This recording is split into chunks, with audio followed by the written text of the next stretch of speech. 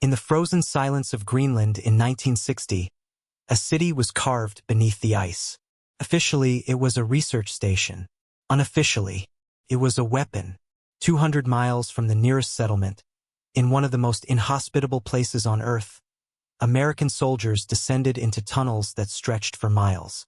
They walked through corridors lined with ice that never melted. They lived in prefabricated chambers lit by fluorescent lights that hummed through the endless Arctic night. And they worked on a project that, if successful, would have changed the geometry of nuclear war itself. The base was called Camp Century. The Army called it a triumph of polar engineering. The press called it a marvel of American ingenuity. But beneath the surface, things were not as they seemed. Hidden within the official mission was a classified operation known only to a handful of military planners and government officials. An operation so ambitious, so potentially catastrophic, that its true purpose remained secret for more than 30 years. An operation that involved building not just a base, but an entire network. A sprawling underground system designed to house hundreds of nuclear missiles, each one capable of reaching targets deep inside the Soviet Union. They called it Project Iceworm. But the ice had other plans. This is the story of Camp Century. A story of Cold War ambition meeting the indifferent power of nature. A story of technological hubris and environmental consequences that reach across generations. A story that begins with fear, unfolds with remarkable engineering, and ends with a question that still haunts us today. What happens when the ice melts, and the secrets buried beneath it begin to emerge? To understand why the United States would build a secret city beneath the ice of Greenland, we must first understand the world of 1959. The Cold War was no longer cold. It was freezing, paralyzed by mutual terror and the very real possibility of annihilation. The Soviet Union had detonated its first atomic bomb a decade earlier, shattering America's nuclear monopoly. In 1957, the Soviets launched Sputnik, proving they possessed rockets powerful enough to send payloads, nuclear across continents and oceans. The space race had begun, but it was not about exploration. It was about delivery systems. American military strategists faced a terrifying problem. The missiles of the late 1950s were massive, liquid-fueled machines that required extensive infrastructure and fixed launch sites. They were vulnerable. Intelligence estimates suggested the Soviets could destroy America's entire land-based nuclear arsenal in a coordinated first strike. The Strategic Air Command kept bombers in the air 24 hours a day, ready to retaliate, but this was expensive, exhausting, and still vulnerable to improving Soviet air defenses. What the Pentagon needed was survivability, mobility, a nuclear deterrent that could not be targeted because its location could not be predicted. The answer, some believed, lay in the Arctic. Greenland occupied a position of extraordinary strategic importance. A massive island covered almost entirely by an ice sheet averaging more than a mile thick, it sat between North America and Europe, directly beneath the great circle routes that Soviet bombers and missiles would follow toward American cities. Control of Greenland meant control of the northern approaches. It meant radar stations that could provide early warning. It meant fighter bases that could intercept bombers. And potentially, it meant something far more ambitious. The United States had maintained a presence in Greenland since World War II, when it had defended the island against possible German occupation. After the war, as Denmark reasserted sovereignty, the Americans negotiated base rights. By 1951, the agreement was formalized. Greenland, though Danish territory, became part of America's northern defense perimeter. Thule Air Base was established in the northwest, one of the most remote military installations on Earth, a place where winter temperatures regularly dropped to 50 below zero and summer meant the sun never set. But Thule was fixed, visible, targetable. The ice sheet itself, however, offered possibilities that seemed almost fantastical. What if you could build a base not on the ice but in it? What if you could tunnel through the glacier, creating a vast underground network protected by hundreds of feet of ice? What if you could move nuclear missiles through these tunnels, positioning them unpredictably across thousands of miles of frozen terrain? The Soviets would have no way to target them. Satellites of the era could not see through ice. Even if they knew missiles were somewhere in Greenland, the search area would be impossibly vast, and the missiles would be constantly relocating. It would be the ultimate deterrent, invisible, invulnerable, unstoppable. This was the thinking that emerged from the Army Polar Research and Development Center in the late 1950s. The concept was elegant in its logic. The engineering challenges were immense, but American confidence was at its peak. If we could split the atom, if we could build submarines that circumnavigated the globe underwater, if we could design bombers that flew at the edge of space, surely we could dig tunnels in ice. But first, they needed proof of concept. They needed to know if human beings could actually live and work deep inside a glacier. They needed to test construction techniques, power systems, life support. They needed data on ice mechanics, on tunnel stability, on how structures would behave when surrounded by hundreds of thousands of tons of constantly moving ice. They needed Camp Century. The base would serve multiple purposes. Publicly, it would be a scientific research station, studying glaciology and testing equipment for Arctic operations. This cover story was not entirely false. Real research would be conducted, real scientists would work there. But the research served a deeper purpose. Every tunnel dug, every structure built, every lesson learned about surviving beneath the ice was in service of Project Iceworm.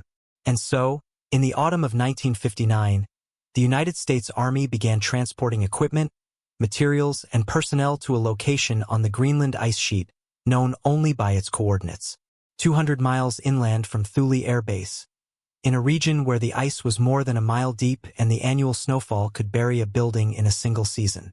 They were going to build a city under the ice, and almost no one would know why. The official announcement came with carefully managed fanfare. In 1960, the United States Army unveiled Camp Century to the world. Film crews were invited. Journalists toured the facility. A documentary was produced, narrated in the optimistic, matter-of-fact style of the era. The footage showed smiling soldiers walking through ice tunnels, working in surprisingly comfortable quarters, operating sophisticated equipment. The narrator explained that this was the city under ice, a marvel of engineering and a testament to American ingenuity in the polar regions. The Army was quite open about many aspects of the operation. They explained how tractors had carved the initial trenches in the ice sheet, how prefabricated buildings had been lowered into these trenches, how the trenches were then covered with arched roofs that allowed snow to drift over them, creating tunnels beneath the accumulating layers. They discussed the challenges of working at 77 degrees north latitude, where winter temperatures could reach 40 below zero and fierce winds could reduce visibility to nothing in seconds.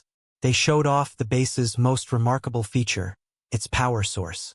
Camp Century was the first nuclear-powered Arctic base, equipped with a portable PM-2A reactor that generated electricity and heat without requiring constant fuel resupply. This was presented as a breakthrough in polar operations, a way to sustain remote bases without the logistical nightmare of hauling diesel fuel across hundreds of miles of ice sheet. The public narrative was compelling. Camp Century would advance our understanding of glaciers, ice cores, and Arctic conditions. It would train soldiers for polar warfare. It would demonstrate that America could project power anywhere on Earth, under any conditions.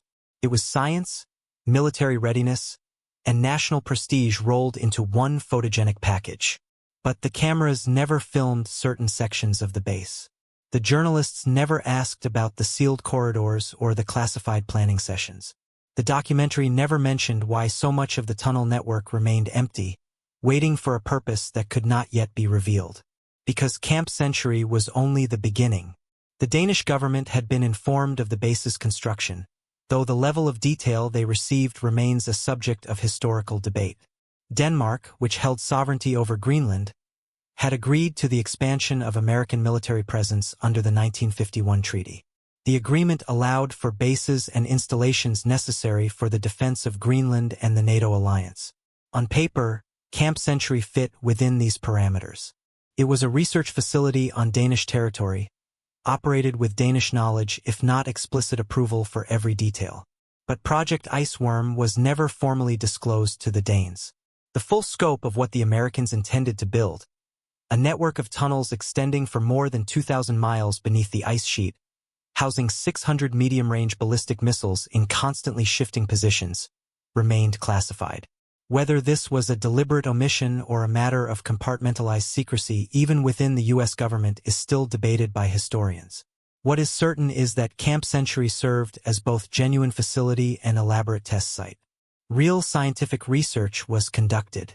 Dr. Willie Dansgaard and other glaciologists extracted ice cores that would revolutionize our understanding of past climates. Military personnel genuinely trained for Arctic operations. But beneath it all, Army engineers were gathering data, testing techniques, learning painful lessons about the realities of construction beneath a glacier. The base layout was deceptively simple. The main corridor, called Main Street, stretched nearly 1,000 feet through the ice. Branch tunnels extended perpendicular to it, creating a grid pattern. Each tunnel was roughly 26 feet wide and 28 feet high, carved directly from the glacial ice. The walls glowed with a soft blue luminescence, centuries of compressed snow transformed into crystalline ice. Buildings were prefabricated structures, designed to fit within the tunnels. There were barracks for sleeping, a mess hall, latrines, a recreation room, a library, a laboratory, a medical facility, a communication center, and the power plant housing the nuclear reactor. At maximum capacity, Camp Century could support between 85 and 200 personnel, depending on the season and operational requirements. Everything about the base projected permanence and confidence. The Army publications described it as a pilot city for polar operations, suggesting it was the first of many such installations. Plans were drawn up for similar bases elsewhere on the ice sheet. If Camp Century proved viable, the infrastructure for Project Iceworm could proceed. But even as the press releases celebrated American technological achievement, the engineers working in the tunnels were beginning to notice something troubling. The ice was moving. The classified documents were stamped top secret. The planning meetings were restricted to personnel with the highest security clearances. And the scale of what they were proposing was almost incomprehensible. Project Iceworm called for the construction of approximately 52,000 miles of tunnels beneath the Greenland ice sheet. Not 52 miles, 52,000. An underground network larger than the United States interstate highway system, carved through glacial ice in one of the harshest environments on Earth. Within this network, the Army intended to deploy 600 Iceman missiles. These would be medium-range ballistic missiles, specifically designed for the Arctic environment, with solid fuel systems that could withstand extreme cold. Each missile would be mobile, mounted on specially designed vehicles that could traverse the ice tunnels. The missiles would be constantly relocated, moving through the tunnel network according to randomized patterns, making it virtually impossible for Soviet intelligence to target them. Launch sites would be positioned at intervals throughout the network. When the order came, if it came, tunnel crews would clear the ice and snow above a designated site. The missile would be moved into position, elevated to the surface, and fired. The system was designed to survive a first strike because the Soviets would have no way to find the missiles before they launched. The strategic logic was ruthless in its clarity. The nuclear deterrent only works if the enemy believes you can and will retaliate. Fixed missile silos were becoming vulnerable to increasingly accurate Soviet missiles. Submarines provided one solution, but submarine-launched missiles of the era had limited range and accuracy. What Project Iceworm offered was a land-based deterrent with the mobility of a submarine, protected not by ocean depth but by the Greenland ice sheet. But the challenges were extraordinary. First, there was the question of construction. How do you dig 52,000 miles of tunnel through ice? The methods used at Camp Century, trenching with heavy equipment, then covering the trenches, would be impossibly slow for a network of this size. Engineers proposed using modified tunnel boring machines, similar to those used in mining operations, but adapted for ice.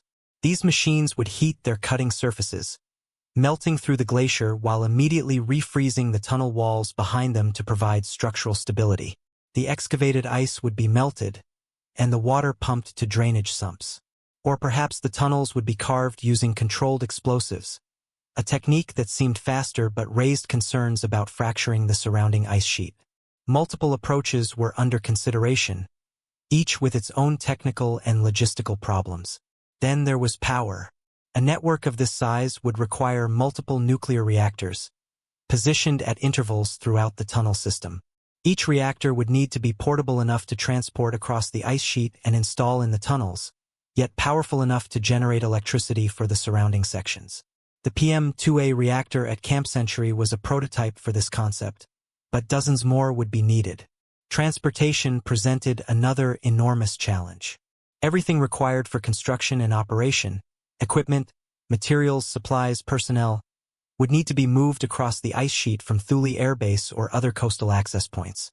The Army had developed specialized over-snow vehicles for this purpose, but keeping supply lines open year-round in Arctic conditions would be a massive logistical undertaking. And then there was the question of human endurance. Project Iceworm would require thousands of personnel living and working beneath the ice for extended periods.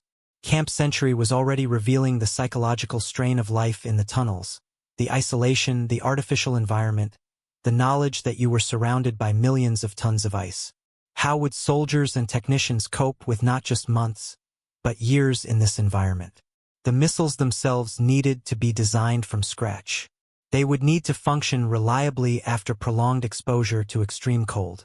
They would need to be transportable through ice tunnels with limited clearance. They would need to be launched from improvised sites without the elaborate infrastructure of traditional missile bases. The technical specifications were demanding, and development costs would be substantial. Cost, that was always the underlying question. Initial estimates for Project Iceworm ran into the billions of dollars, extraordinary sums in early 1960s currency. The project would require sustained funding over many years, and it would need to remain sufficiently secret that congressional oversight would be minimal. Funding mechanisms would need to be carefully constructed, buried within broader defense budgets under innocuous descriptions. But for a time, in the early years of Camp Century's operation, it seemed achievable. American confidence in technological solutions to military problems was near its peak. The same engineers who had built the hydrogen bomb and designed intercontinental ballistic missiles could surely figure out how to tunnel through ice. The same military-industrial complex that was putting rockets into space could surely manage Arctic logistics. The planners at the Army Polar Research and Development Center refined their designs. They calculated tonnages and timelines. They estimated how long it would take to construct the first major sections of the tunnel network, how quickly missile deployment could begin once the tunnels were operational. Some projections suggested the first missiles could be in position by the mid to late 1960s if construction proceeded aggressively. Camp Century, meanwhile, continued its dual existence. Above the surface, it remained a scientific research station and Arctic training facility. Below the ice, in the tunnels that hummed with generator noise and fluorescent light, it was a test bed for one of the most ambitious and secretive military projects of the Cold War. But as the months passed and the seasons cycled through their Arctic extremes, the engineers working in those tunnels began to accumulate data that would ultimately doom the entire project. The ice, it turned out, was not the stable medium they had assumed, and it was about to teach them a lesson in the power of natural forces over human ambition. The construction of Camp Century was a feat of engineering that pushed the boundaries of what was thought possible in polar environments. It began with reconnaissance. In the autumn of 1959, teams surveyed potential locations on the ice sheet, looking for areas with optimal conditions, relatively flat surface terrain, ice thickness sufficient to provide protection but not so deep as to make drilling impossible, and proximity to the supply route from Thule Air Base. The site they selected was approximately 240 kilometers inland, at an elevation of nearly 2,000 meters above sea level. At this location, the ice sheet was more than a mile thick, representing hundreds of thousands of years of accumulated snowfall compressed into solid glacial ice. The first task was establishing a surface camp. Prefabricated buildings were transported across the ice sheet on massive sleds pulled by specialized tractors. These initial structures housed the construction crews and provided storage for equipment and supplies. Everything had to be brought in from outside. Every nail, every wire, every piece of lumber, every drop of fuel. There were no local resources to exploit. Even water required melting ice. The work was brutal. Winter temperatures at the site regularly dropped to -40 degrees Celsius or colder. Winds could exceed 100 kilometers per hour, creating whiteout conditions that made any outdoor work impossible. The construction season was effectively limited to the summer months, And even summer at 77 degrees north latitude meant temperatures hovering around -15 to -20 Celsius. But the real construction was not on the surface. It was below. The technique developed for creating the tunnels was ingenious in its simplicity. Heavy equipment, bulldozers, and specialized snowplows carved trenches directly into the ice sheet. These trenches were typically 8 meters deep, 26 meters wide at the bottom, and cut in straight lines according to the planned layout. The trenches formed the streets of the underground city. Once a trench was excavated, prefabricated buildings were lowered into it. These structures were based on standardized military designs, modified for Arctic conditions. They were essentially large metal containers with insulation, mounted on wooden runners so they could be moved if necessary. Each building was self-contained: barracks, kitchen, laboratory, whatever function it was designed to serve. After the buildings were positioned in the trench, engineers installed arched corrugated steel roofs over the entire trench, creating a tunnel. The roofs were designed to bear the weight of accumulating snow. As winter storms deposited fresh snow on top of the arches, the trenches gradually disappeared beneath the ice sheet surface, becoming tunnels. Within a few years, some sections of Camp Century were buried under more than 10 meters of accumulated snow and ice. Inside the tunnels, the temperature was maintained at a relatively comfortable -10 Celsius, cold enough to prevent ice melt, but warm enough that personnel could work without extreme cold weather gear. The walls of the tunnel, carved directly from the ice sheet, had an otherworldly quality. In the artificial light, they glowed with shades of blue and white, and you could sometimes see layers in the ice, marking years of snowfall like rings in a tree. The main corridor, Main Street, became the spine of the base. From it branched the various functional areas. The nuclear power plant was positioned in its own isolated section, separated from living quarters by distance and protective barriers. The reactor itself was a PM-2A portable nuclear reactor, a remarkable piece of technology for its time. The PM-2A was specifically designed for remote military installations. It was an air-cooled, low-power reactor capable of generating approximately 1.5 megawatts of electrical power and enough heat to warm the entire base. The reactor core was relatively small, containing enriched uranium fuel elements. Water circulated through the core, heating to produce steam that drove turbines for electricity generation. Waste heat was captured and distributed through the tunnel network for climate control. The advantages of nuclear power at Camp Century were obvious. A conventional diesel generator system would have required constant fuel resupply across hundreds of miles of ice sheet. A single flight mishap or a week of bad weather could cut the base off from fuel, leading to loss of power and heat, which in Arctic conditions could quickly become fatal. The nuclear reactor, once installed, could run for years on a single fuel load. But the reactor also represented one of the most significant long-term problems with Camp Century, though this was not fully appreciated at the time. The PM-2A generated radioactive waste, which was stored in sealed containers on site. The assumption was that the base would be permanently occupied, and waste would eventually be removed. But assumptions change, and when they do, radioactive materials buried under ice become someone else's problem decades later. Life support systems at Camp Century were sophisticated for the era. Fresh water was produced by melting ice, either through direct heating or using waste heat from the reactor. Sewage and wastewater were collected and disposed of in designated sumps carved into the ice away from the main tunnels. Ventilation was provided by a system of fans and ducts that circulated air through the occupied areas, venting exhaust gases from generators and preventing carbon dioxide buildup. Communication with the outside world was maintained through radio systems. A tall antenna array on the surface connected Camp Century to Thule Air Base and, through Thule, to the broader military communication network.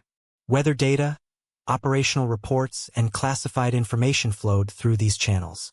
Personnel could sometimes send personal messages back home, though the delays and limitations meant that mail delivered by aircraft remained the primary connection to life beyond the ice.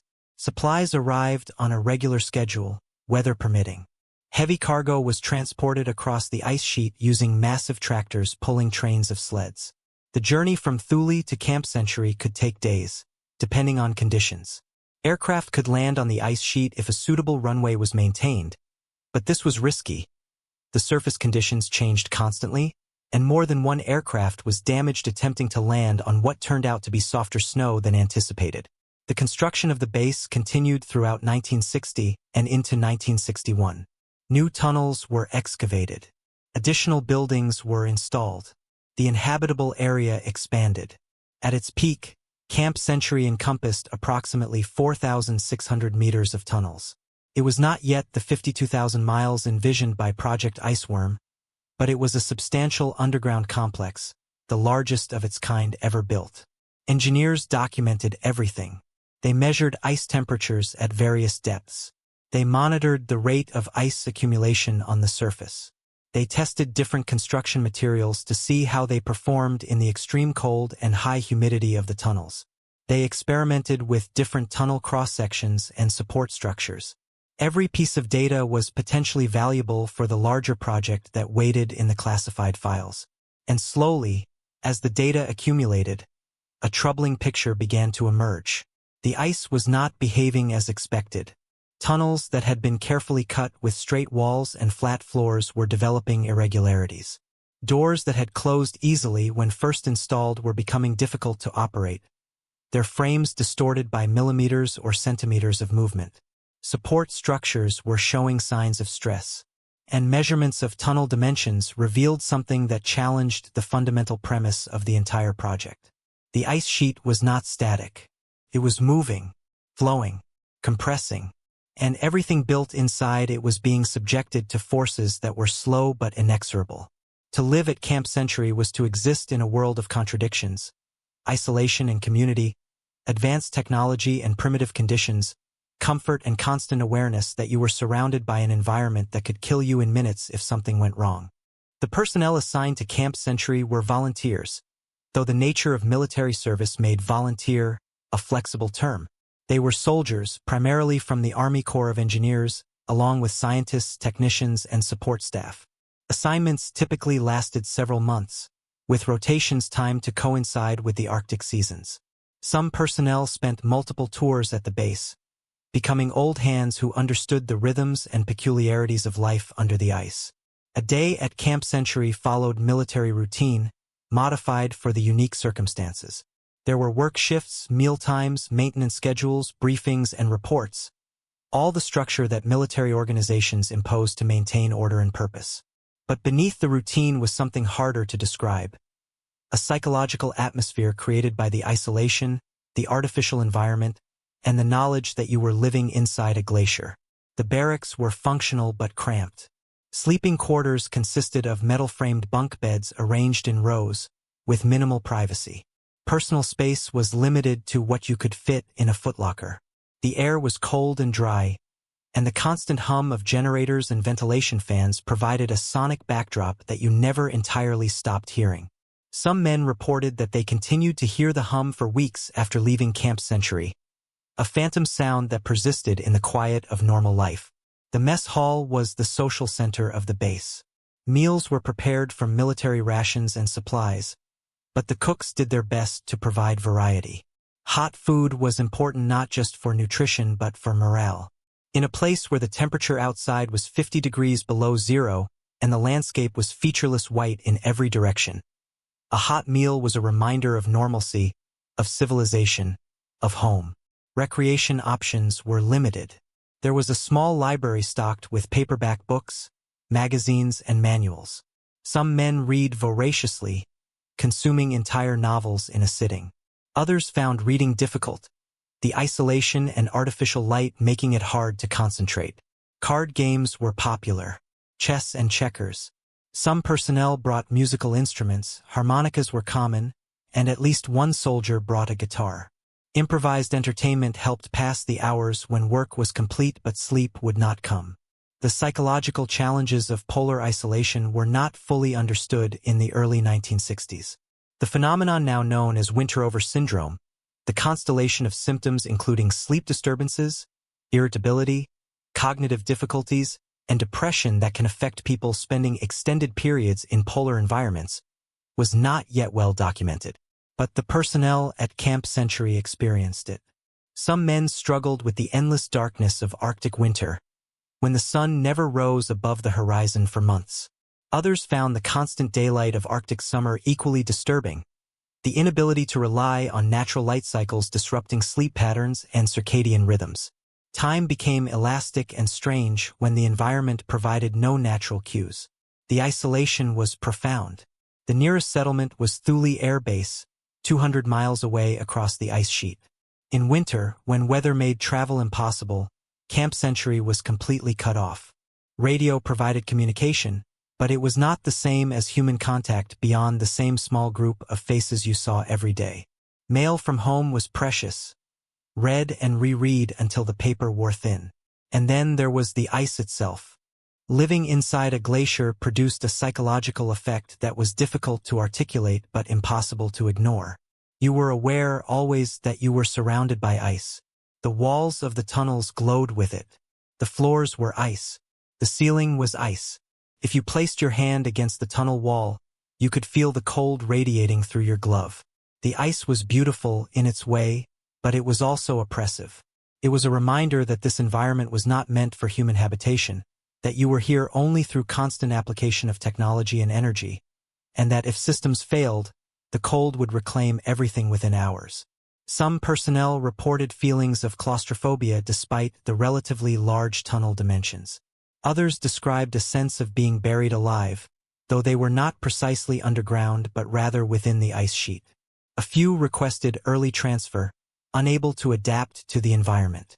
Most endured, finding coping mechanisms and sources of meaning in the work they were doing. The work varied depending on assignment.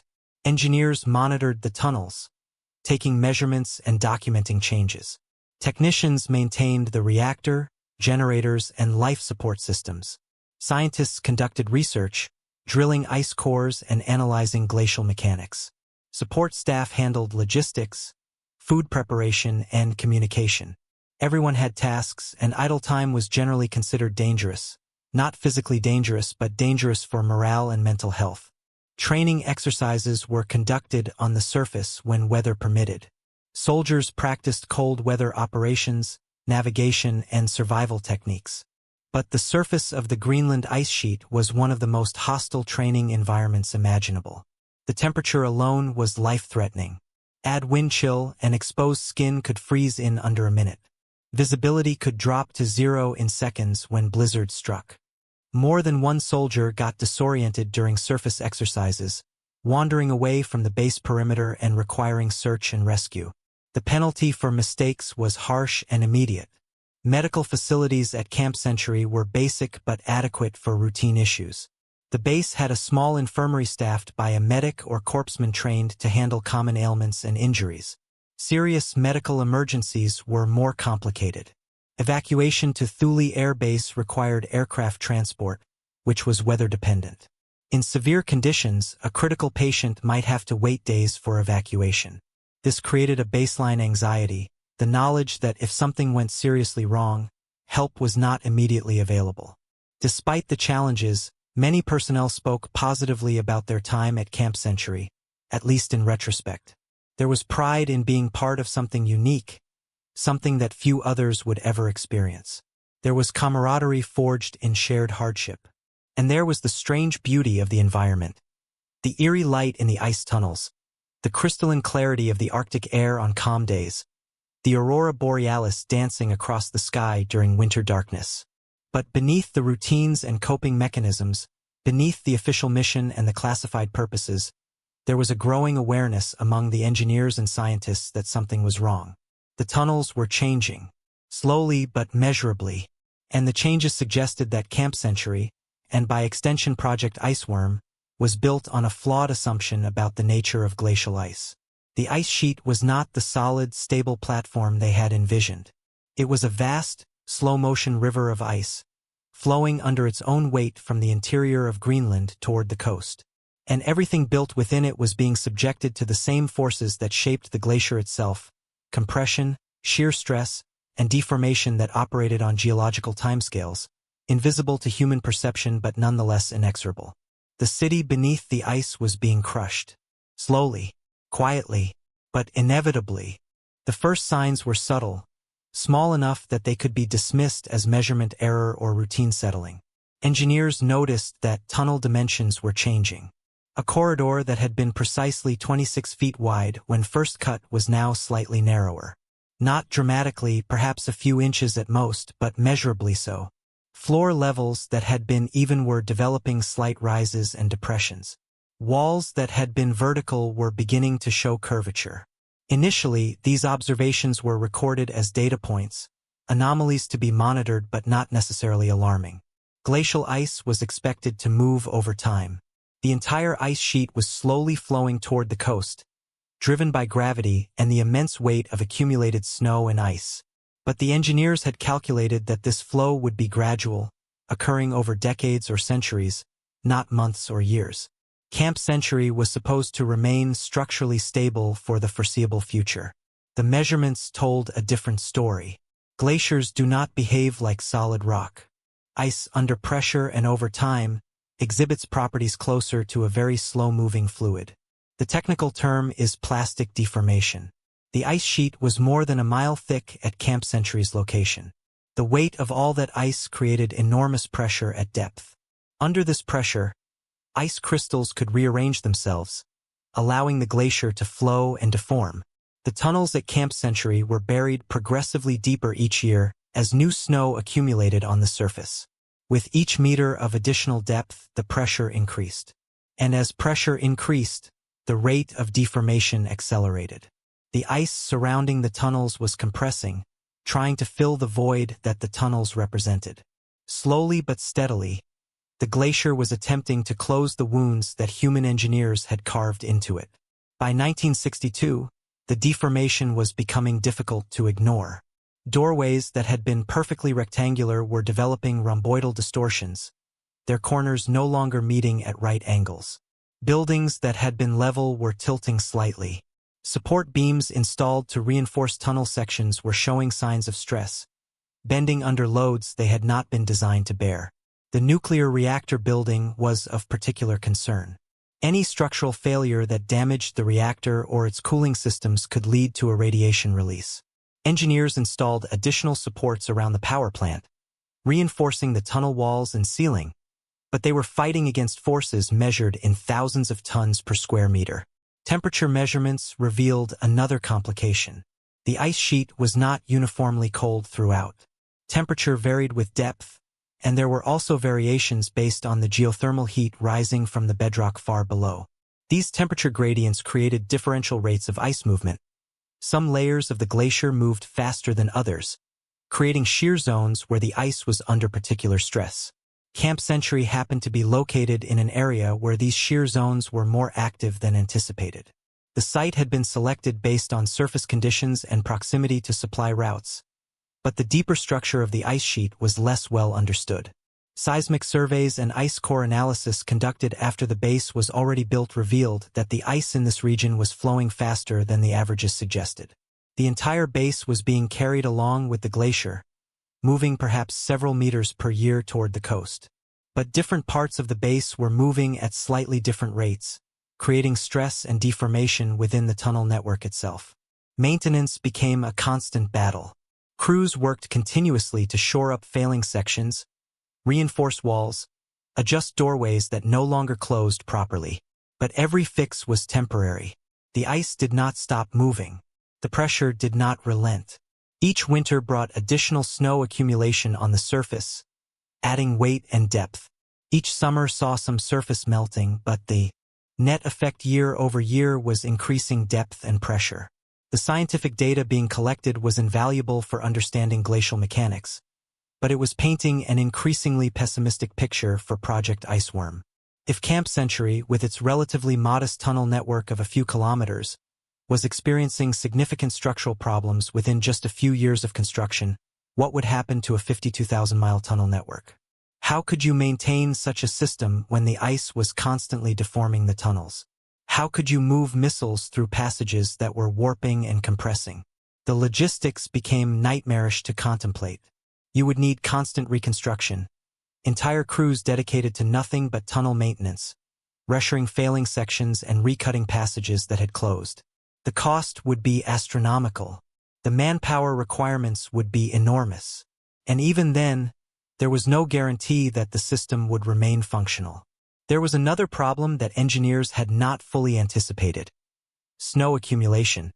The Greenland ice sheet receives several feet of new snow each year. This snow does not blow off the relatively flat interior regions. It accumulates, compresses into ice, and adds to the glacier's thickness. At Camp Century, the surface structures were being buried faster than expected. Antennae had to be repeatedly extended upward to remain above the snow. The entrances to the base, originally at surface level, were soon at the bottom of pits that had to be continuously excavated to remain accessible. If Camp Century were to remain operational indefinitely, it would eventually be dozens or even hundreds of meters beneath the surface, requiring constant snow removal just to maintain access. For a single research base, this was a significant logistical burden. For the vast network envisioned by Project Iceworm, it would be impossible. The Army Polar Research and Development Center received increasingly troubling reports from Camp Century's engineering teams. Tunnel closure rates were being measured in centimeters per year. Not catastrophic, but persistent and accelerating as the base was buried deeper. Extrapolations suggested that without continuous maintenance, major tunnels would close entirely within 15 to 20 years. Secondary tunnels and smaller passages would become impassable even sooner. Equipment began to fail in ways that had not been anticipated. The extreme cold and constant humidity created unique corrosion problems. Mechanical systems that worked perfectly in laboratory conditions struggled in the field. Vehicles designed for ice tunnel operations found that the tunnels themselves were changing shape, making navigation increasingly difficult. What had seemed like straightforward engineering problems in the planning stages revealed layers of complexity when confronted with the reality of the environment. The psychological toll on personnel was also mounting. As the structural problems became more apparent, there was a growing sense among the soldiers and technicians that they were living inside a structure that was slowly collapsing around them. The sounds in the tunnels changed. There were creaks and groans from the stressed ice, occasional sharp cracks as the glacier adjusted to new stresses. These sounds were probably harmless, the ice settling rather than fracturing catastrophically, but they were unnerving nonetheless. One particular incident crystallized the concerns. In the winter of 1963, a section of secondary tunnel experienced rapid compression. Over the course of just a few weeks, the tunnel width narrowed by more than a foot. The prefabricated building in that section was crushed inward, its metal walls buckling under the pressure. Fortunately, the building was unoccupied storage space, and no one was injured. But the incident demonstrated that ice deformation was not just a gradual, predictable process. Under certain conditions, it could accelerate suddenly. Emergency procedures were reviewed and updated. Evacuation drills became more frequent. Personnel were briefed on the importance of never entering damaged tunnel sections alone. The unspoken question hung over everything. If a major structural failure occurred, if a large section of tunnel collapsed or a critical building was crushed, could everyone evacuate in time? And in the middle of an Arctic winter, where would they evacuate to? By 1964, it was becoming clear to military planners that Camp Century could not serve as the foundation for Project Iceworm. The engineering challenges were not insurmountable in the abstract.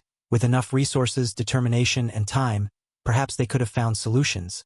But the costs were far beyond what had been anticipated, and the timeline for deployment was stretching from years into decades. There were other factors contributing to the project's demise.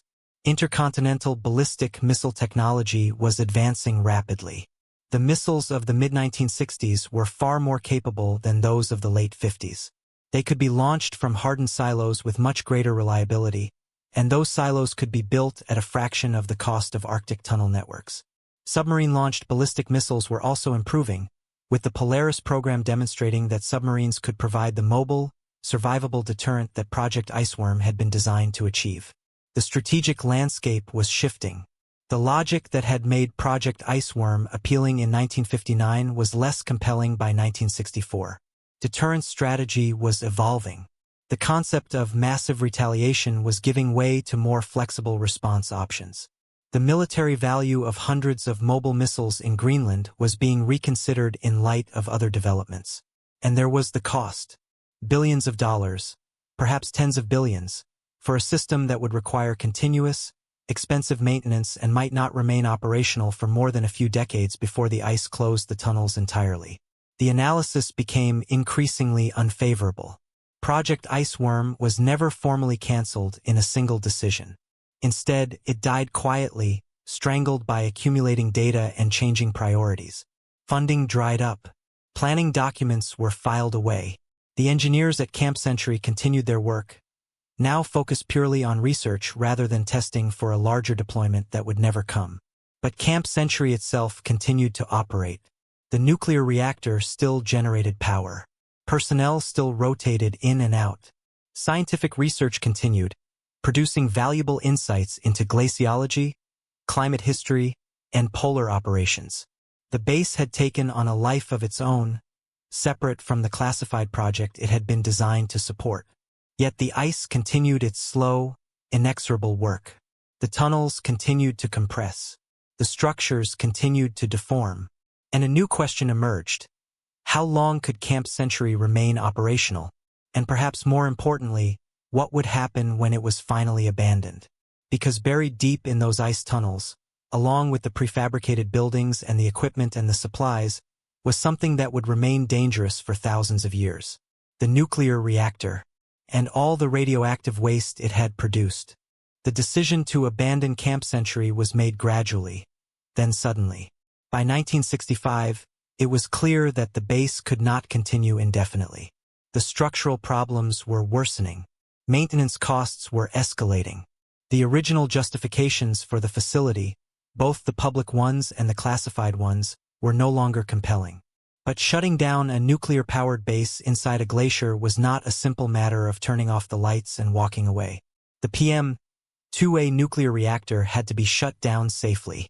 The fuel elements had to be removed and transported off the ice sheet for proper disposal. This was accomplished in the summer of 1964, when the reactor core was carefully extracted and shipped back to the United States. The shutdown was executed professionally, following established procedures for decommissioning portable nuclear reactors. But removing the fuel elements was only part of the story. The reactor itself, now radioactive from years of operation, was too large and too contaminated to be easily transported. It was left in place, buried in the ice. The Army's plan, to the extent that one existed, was that the reactor would remain entombed in the glacier indefinitely, buried deeper each year under accumulating snow and ice. The radioactive materials would decay over centuries, and by the time, if ever, the ice might release them, they would no longer pose a significant hazard. It was a reasonable assumption, given the understanding of the time. The Greenland ice sheet seemed permanent, a frozen landscape that had existed for hundreds of thousands of years and would continue to exist indefinitely. The idea that the ice might melt, that climate change might fundamentally alter the Arctic environment, was not seriously considered in the mid-1960s. Ice was forever. Along with the reactor, other materials were left behind. Diesel fuel stored in underground tanks, an estimated 200,000 liters. Polychlorinated biphenyls, or PCBs, used in electrical equipment, highly toxic compounds that would later be recognized as persistent environmental pollutants. Raw sewage and wastewater, frozen into the ice. Biological waste from the research laboratories. Low-level radioactive waste generated by the reactor's operation. Chemical solvents, lubricants, and other industrial materials. The standard procedure at the time was essentially to leave everything that was difficult to remove. The assumption was that it would all remain frozen, isolated from the environment by ice and snow. Out of sight, out of mind. The glacier would be a permanent tomb for the detritus of Cold War ambition. The personnel were withdrawn in stages. Scientific research continued at a reduced level through 1965 and into 1966, but the base was clearly winding down. The number of staff decreased. Maintenance efforts were scaled back to the minimum necessary to keep essential systems running. By early 1966, Camp Century was operating on a caretaker basis. The final evacuation came in 1967. The last personnel departed, taking with them whatever portable equipment and materials seemed worth salvaging. The tunnels were left open, the buildings left in place. No effort was made to fill in the tunnels or remove the structures. The entrance was closed, but not sealed. And then there was only silence, and the wind howling across the ice sheet, and the slow, patient work of the glacier continuing as it had for millennia. For a time, Camp Century simply disappeared from public consciousness. The documentary footage from the early 60s remained in military archives, occasionally shown as a curiosity, the city under ice, but without context or explanation of what had really been attempted there. The classified files on Project Iceworm remained sealed. Most Americans, to the extent they had ever heard of Camp Century at all, forgot about it. The Danish government, which had sovereignty over Greenland, had been informed of the base's closure. But questions about what exactly had been left behind and what environmental risks it might pose were not prominently addressed.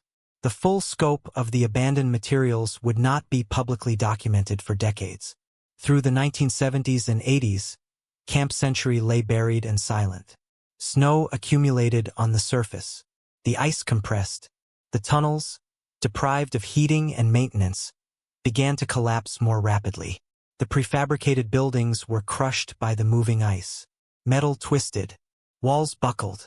The grid of corridors that had once hummed with activity slowly ceased to exist as distinct structures, becoming instead merely inclusions within the glacier, pockets of crumpled metal and debris embedded in the ice.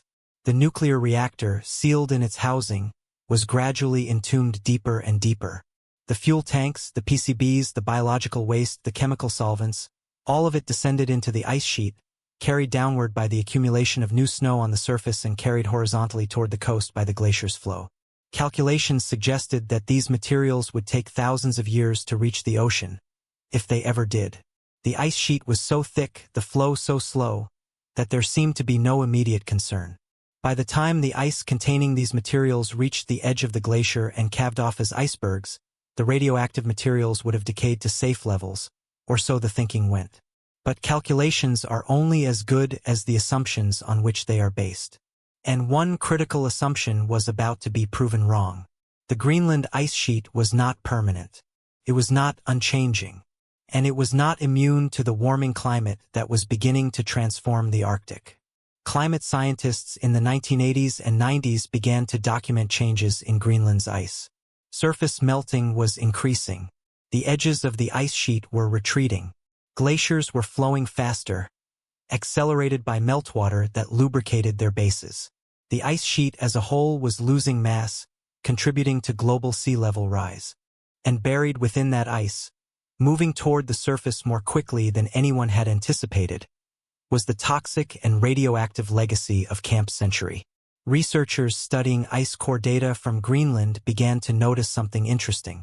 The ice cores contained annual layers, like tree rings, that recorded precipitation and temperature for each year of accumulation. By analyzing these layers, scientists could reconstruct climate history going back hundreds of thousands of years. The ice cores from the Greenland ice sheet had revolutionized our understanding of past climate change. But some of the ice cores being drilled in the 1990s came from areas of the ice sheet that were experiencing unusually high rates of melting. And glaciologists began to model what would happen to the ice sheet under various climate change scenarios. The results were concerning. Under moderate warming scenarios, the Greenland ice sheet would lose significant mass over the coming centuries. Under more extreme scenarios, large portions of the ice sheet could become unstable within decades. Surface melting would increase dramatically. The elevation of the ice sheet surface would drop as ice was lost. And materials that had been buried deep within the glacier, materials that had been assumed to be entombed for millennia, could be exposed far sooner than anyone had planned. In 2016, a group of scientists published a study specifically examining the fate of Camp Century's waste under climate change projections. Their analysis was sobering. Under current warming trends, the ice at Camp Century's location would likely experience sustained surface melting by the latter half of the 21st century. The site, which had been buried deeper each year since the base's abandonment, would begin to rise relative to the surface as the ice sheet thinned. Eventually, perhaps within the lifetime of people already born, the materials buried at Camp Century could begin to be exposed. Diesel fuel could leach into meltwater. PCBs could be released into the environment. Radioactive materials, though diminished by decay, could still pose hazards. Biological waste could thaw and mobilize. The waste would not remain safely entombed. The glacier that had been expected to serve as a permanent containment was melting, and there was no plan for what to do about it. In 2016, more than 50 years after Camp Century was abandoned, researchers finally brought the hidden legacy of the Cold War base into public view. A team of scientists led by glaciologists from York University and the University of Zurich published a study in the journal Geophysical Research Letters that analyzed the environmental implications of climate change on the abandoned base. Using ice sheet models and climate projections, they calculated when the waste materials buried at Camp Century might be remobilized by melting ice. Their findings were stark. Under business-as-usual greenhouse gas emission scenarios, the ice at Camp Century would transition from net accumulation, where more snow falls than melts, to net ablation, where more ice melts than accumulates, sometime around the year 2090. Once this transition occurred, the buried materials would begin to approach the surface. The time frame could be even shorter if Arctic warming continued to exceed global averages, which it had been doing for decades. The study identified the scope of what was buried: the 200,000 liters of diesel fuel, an estimated 10,000 liters of PCBs, the radioactive cooling water and low-level radioactive waste from the reactor, an unknown quantity of sewage, biological materials, and chemical waste, all of it currently frozen into the ice, but potentially mobilized as the ice sheet melted. The environmental risks were significant. PCBs are persistent organic pollutants that bioaccumulate in food chains and are linked to cancer and other health problems. Diesel fuel contains toxic hydrocarbons. The radioactive materials, while reduced by decay, still included isotopes with long half-lives. If these materials were released into meltwater streams that flowed off the ice sheet, they could contaminate marine ecosystems and potentially affect human communities that depended on those ecosystems. There was also the question of who was responsible. Camp Century had been built by the United States on Danish territory, specifically on Greenlandic territory. Denmark had not been fully informed about the classified aspects of the base or, apparently, about the full extent of what was being left behind when it was abandoned. The Danish government and the government of Greenland, which had gained increasing autonomy from Denmark, were not prepared for a radioactive waste remediation project on the ice sheet. The legal and political implications were complex. The United States had built the base and created the waste. But decades had passed. The world had changed. Greenland was on a path toward independence from Denmark. Who would pay for cleanup if cleanup was even technically feasible? Who had legal liability for contamination if the waste escaped the ice? The questions had no clear answers. The scientific community responded to the 2016 study with concern. Additional research was commissioned to better understand the timeline and magnitude of the risks. Satellite imagery and radar surveys were used to map what remained of Camp Century beneath the ice. The surveys showed that the original tunnel network had almost completely collapsed, as expected. But the larger debris, the crushed buildings, the reactor, the fuel tanks, was still identifiable as distinct anomalies within the ice. The depth measurements were particularly important. As of the early 21st century, the materials were buried under approximately 35 to 45 meters of ice and snow. This was actually shallower than when the base was abandoned, despite decades of snow accumulation on the surface. The reason? The ice sheet as a whole was thinning due to climate change. Surface melting was removing ice faster than new snow could replace it in this region. Models projected that if current warming trends continued, the burial depth would continue to decrease. The materials were, quite literally, rising toward the surface. At some point, seasonal meltwater would begin to percolate down through the snow and ice, reaching the debris field. Once that happened, soluble materials, fuel, chemicals, radioactive isotopes, could be leached out and transported by meltwater streams. From a glaciological perspective, the situation was a perfect case study in how assumptions about permanent ice can be overturned by climate change. In the 1960s, the idea that the Greenland ice sheet might experience widespread melting would have seemed absurd. The ice was ancient, thick, and stable. But by the early 21st century, The ice sheet was losing approximately 280 billion tons of ice per year. Glacier flow rates had accelerated. Surface melting was reaching higher elevations and lasting longer each summer season. Camp Century was not the only legacy of this era facing potential exposure. Military installations across the Arctic, from abandoned radar stations to crashed aircraft, had been left in place with the assumption that ice and permafrost would contain any hazardous materials indefinitely. Climate change was revealing the short-sightedness of this assumption. Environmental organizations began to call for action. Greenpeace and other groups highlighted Camp Century as an example of Cold War environmental recklessness and a symbol of the unintended consequences of climate change. They demanded that the United States and Denmark take responsibility for assessing and mitigating the risks. The practical challenges of remediation, however, were enormous. Camp Century was 200 miles inland on the ice sheet. The site was remote, accessible only by specialized over-snow vehicles or aircraft capable of landing on ice. Any cleanup operation would require establishing a temporary camp, drilling or excavating down to the buried materials, extracting and safely containing the waste, and transporting it off the ice sheet. The cost would likely run into tens or hundreds of millions of dollars, and the operation would be hazardous, requiring personnel to work with radioactive materials in one of the harshest environments on Earth. Some scientists argued that the best course of action might be to do nothing. The ice sheet, even while melting, was still thick and the materials were still buried. By the time they were actually exposed, if that ever happened, the radioactive isotopes would have decayed further. The fuel and chemicals would have degraded. Perhaps the risks were being overstated, and the cost and hazard of attempting cleanup would exceed the environmental benefit. Others countered that waiting was a gamble. The rate of Arctic warming was uncertain and could accelerate. The geopolitical situation in the Arctic was changing, with increased interest in resource development and shipping routes. The last thing anyone wanted was a radioactive contamination incident in an increasingly strategic region. As of the early 21st century, the question remained unresolved. Monitoring continued.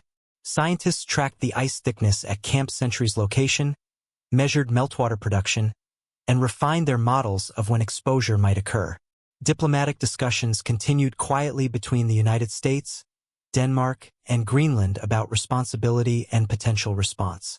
But no concrete action was taken. The materials remained buried.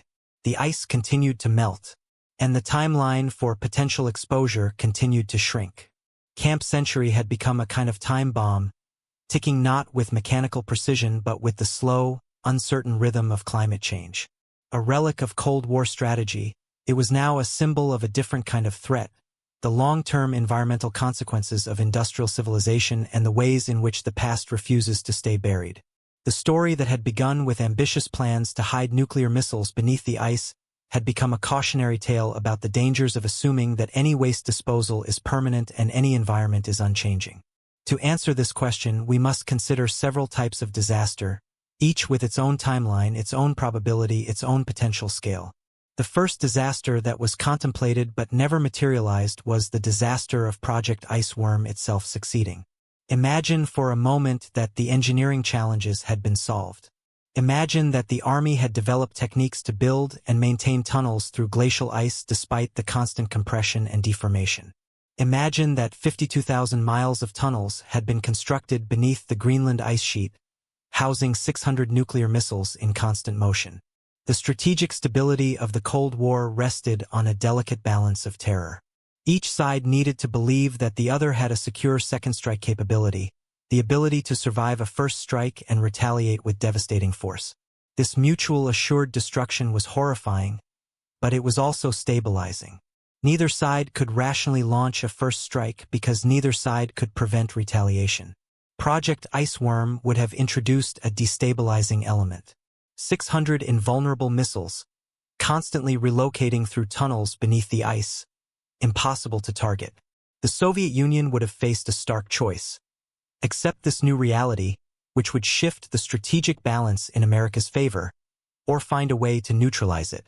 The options for neutralization were limited and alarming. The Soviets could have attempted to develop their own Arctic missile network, turning Siberia into a similar tunnel system. Or they could have explored more radical solutions. What if you could not target the missiles themselves? Could you target the ice sheet? Could you use nuclear weapons to fracture the glacier, collapsing the tunnels and entombing the missiles? The thought experiments become dark very quickly. Project Iceworm, had it succeeded, might have accelerated the nuclear arms race in unexpected and dangerous directions. The disaster was not in the tunnels collapsing due to ice deformation. The disaster might have been in what happened when they did not collapse, when the system actually worked, and the strategic logic of the Cold War was fundamentally altered. The second type of disaster was operational, the possibility that something could have gone catastrophically wrong while Camp Century was active. The base operated for 8 years with a nuclear reactor buried inside a glacier. Nuclear reactors are extraordinarily safe when properly maintained, but they require constant vigilance. Cooling systems must function continuously. Containment must remain intact. Personnel must follow procedures precisely. Camp Century existed in an environment where everything was difficult. Equipment failed in the cold. Maintenance was challenging. Evacuating personnel in an emergency would have been complicated by weather, distance, and Arctic conditions. If a serious reactor accident had occurred, a cooling system failure, a containment breach, a release of radioactive material, the consequences would have been severe. Personnel would have been exposed to radiation in a location where immediate medical evacuation might not have been possible. Radioactive contamination could have spread through the tunnel network, making large sections of the base uninhabitable.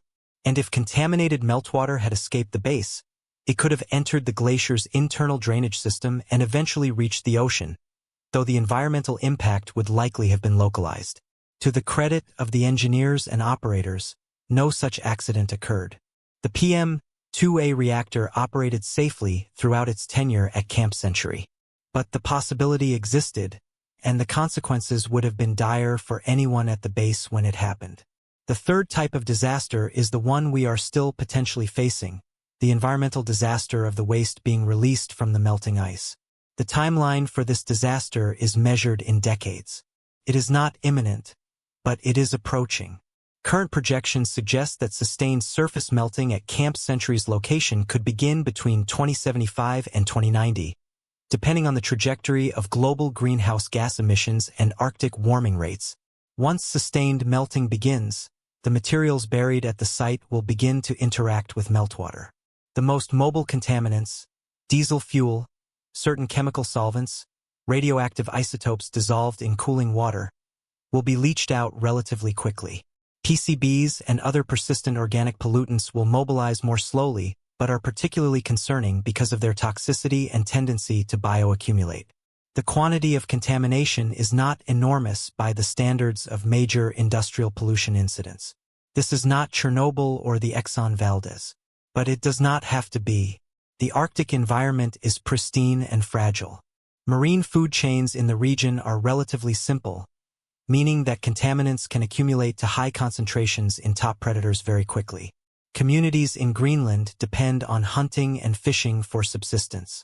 Any contamination of marine ecosystems could have direct impacts on human health and traditional ways of life.